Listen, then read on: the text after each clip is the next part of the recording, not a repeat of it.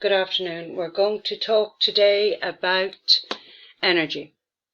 So we're going to revise some things that you learned in junior cert, different types of energy, etc. Then we're going to look at the mathematical formula for potential and kinetic energy, revise the law of conservation of energy, again from your junior cert, and then use the law of conservation of energy with potential and kinetic energy to answer some questions. So if you remember from junior cert, energy is the ability to do work. Potential energy is energy due to position, okay? And kinetic energy is energy due to movement. Now, when we say potential energy is energy due to position, in mechanics, which is what we study, that's because when it moves from one position to another, usually because of gravity or because of another force, energy is either used or produced. Okay, do you remember any of the energies from junior cert science? You would have looked at light energy, kinetic energy, potential energy, gravitational energy, elastic energy, sound energy. I can't think of any more, but they're the ones that we mostly did, and you looked mainly at changes in energy, but you would have looked at those. Okay, so to measure potential energy, it's the amount of energy required to move from an object from its position to a standard reference point. So that's like saying to move it from, say something like if you were looking at it on a coordinate graph, it would be like moving it from a point from 1, 1 to 0, 0 would be your reference point. Anyway, the formula for that is that potential energy is mgh. Okay, where m is your mass in kilograms, g is the acceleration due to gravity, which is 9.8 meters per second squared, and h is the distance to your reference point. Okay, now, to measure kinetic energy, that's the energy required to come to rest from movement. You can take that as being a definition. Okay, and your kinetic energy is a half mv squared, where m is the mass in kilograms and v is your velocity. And you don't even have to learn them. They're on page 55 of your tables and formula book. There's your potential energy, mgh, and kinetic energy, a half mv squared. Okay, on page 55. So, going back to your junior cert again, do you remember the law of conservation of energy? Energy cannot be created or destroyed. It can only change from one form to another. So that means that the total energy of any system or situation is constant. So if you're talking about a rocket taking off, say, the energy that is there at the beginning is going to be the same as the amount of energy that is available in any other position afterwards. The only difference is there might be a change of energy. It might be changing from potential energy when it's ready to go to kinetic energy when it's in movement. But the energy has to balance, okay, unless something is draining it off, in which case it's not a closed system. So if we're considering potential and kinetic energies, then the sum must always be constant.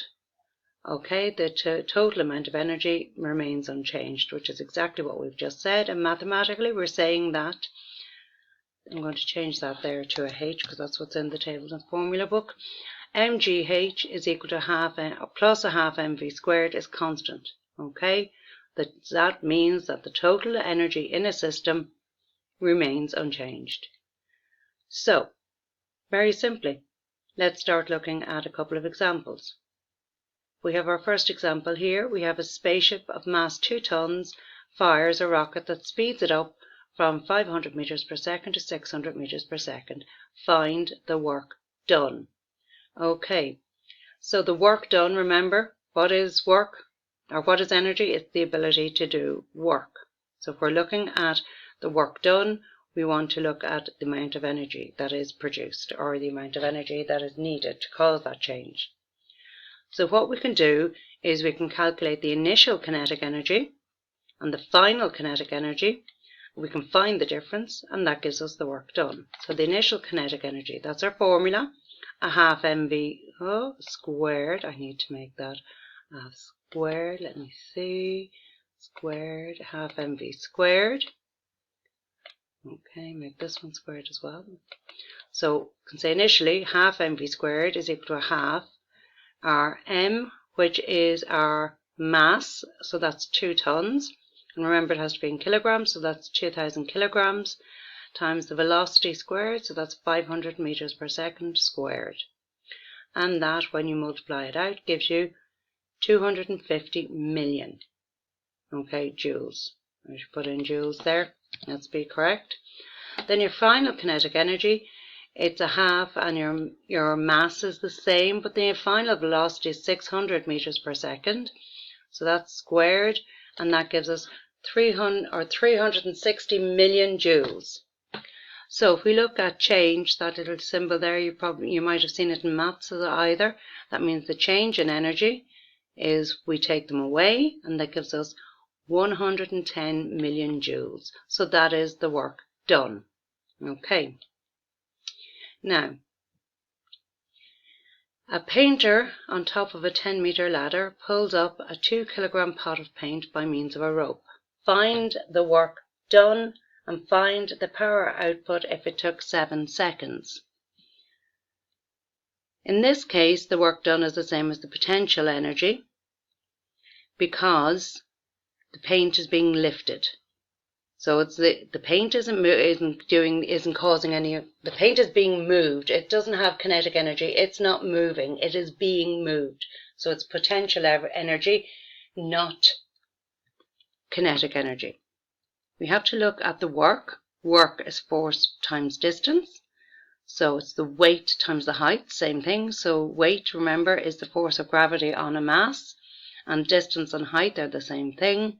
So that's 2 times 9.8 times 10, which gives us 196 joules. That's the work done. Okay, then if we do the power, look at the power output.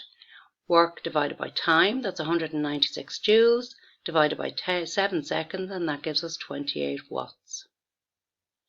Okay, now if we're looking at a projectile fired from level ground at 200 meters per second, find the speed when it's 100 meters above the ground. So we're going to use the law of conservation of energy for this one, and we're going to say that the energy at the start is equal to the energy when it's 100 or 1,000 meters high.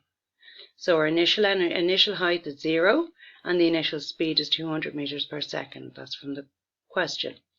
The final height is 1,000 meters, and the final speed is equal to v2. We don't know what the final speed is. So I'm using my law of conservation of energy. Remember we saw up here the law, where is it there? That the law of conservation of energy, that the potential energy and the kinetic energy has to be constant. And we said the system is closed, so the potential energy and the kinetic energy at the beginning must be equal to the potential energy and the kinetic energy when it's 1,000 meters high. So I'm going to just substitute in our numbers here. I'm going to put in 0 for h, 200 for our initial velocity. I should have put in 9.8 there. There you go, put in gravity as well. Not that it makes much difference. And then 9.8 there. Height here is 1,000.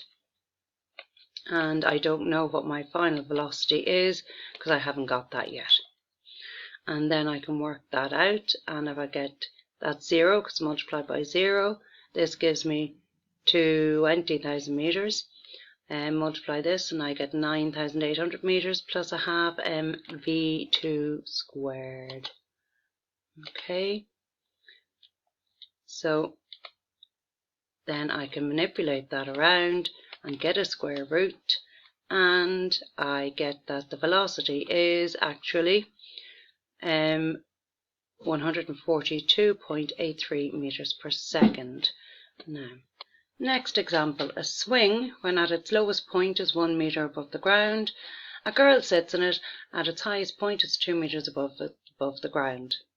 Find the speed at the lowest point, and if when it's at its highest point the girl is pushed so that she starts with a speed of 2 meters per second, find her greatest speed in subsequent motion.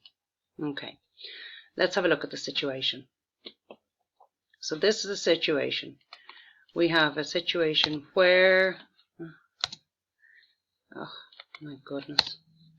Okay, you have a situation where the swing starts off here, the girl sits on it, and it goes down. There's tension here in the string, or the rope that's holding the swing, but that tension is constant, so it doesn't change, so it has absolutely no effect on the system. The only force that is affecting this motion is the gravity for now. That's the only one we need to consider at this moment in time. We're not talking about pendular movement really, or simple harmonic motion yet. We're only talking about it's swinging, so it's gravity. Gravity pulls it down to here, and then gravity will pull it back. Okay, now if we look at this, we can say that in position 1, which is here, the height is 2 meters and the velocity is 0 meters. Why is the velocity 0 meters there? Why is it 0 meters? Well, remember, when something goes up, what happens? Before it comes down, it stops. So the velocity is 0 meters there. 0 meters per second, sorry, there. Then when it goes down to this position, the height is 1 meter and we don't know the velocity. We're going to do this question exactly the same way as we did the last one. We're going to use the law of conservation of energy and say that the potential energy and the kinetic energy here is equal to the potential energy and the kinetic energy here. So we have mgh1 for position 1 plus half mv1 squared for position 1 equals mgh2 for position 2 and a half mv squared for position 2. We substitute in our numbers from here, okay, and then we just divide out what we can, and we divide across or multiply across by 2, then we divide by, what are we dividing by? Oh yeah, we're dividing across by m there. 2g is, so that's 2 times 9.8, and that gives us 19.6 is equal to v2 squared. I get the square root of that, and I get that the velocity is 4.4 meters per second. So now, part 2. Let's go back and look at what part 2 was. If, when it's at its highest point, the girl is pushed so that she starts with a speed of 2 meters per second, find her greatest speed in subsequent motion. So our heights are going to be the same. Our initial velocity this time is going to be 2 meters per second, and the final velocity, well, it's going to be here, because when you go down it's going to be getting faster until it gets to there, then it's going to start slowing down as it goes up, then it's going to be increasing as it goes down, and then slow down as it goes up. So when it hits position 2, it's going to be at its greatest velocity. So this gives us a situation where in position 1 the height is 2 meters and the velocity is 2 meters per second, and in position 2 the height is 1 meter and the velocity is v, or v2 as I put in. Again, we're saying that the potential energy and the kinetic energy from position 1 has to equal the potential energy and the kinetic energy from position 2, because it is a closed system. There is no, what do I mean by a closed system? It's not changing. We start off with a girl on a swing, we finish with a girl on a swing. There is nothing coming into it, there is nothing being taken away.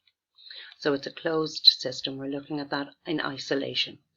We sub in our values for G, H, V1, and we can evaluate that out, and we get that the velocity, the maximum velocity, which is at the lowest point, is 4.9 meters per second. Okay, now again we're looking at a weightless seesaw.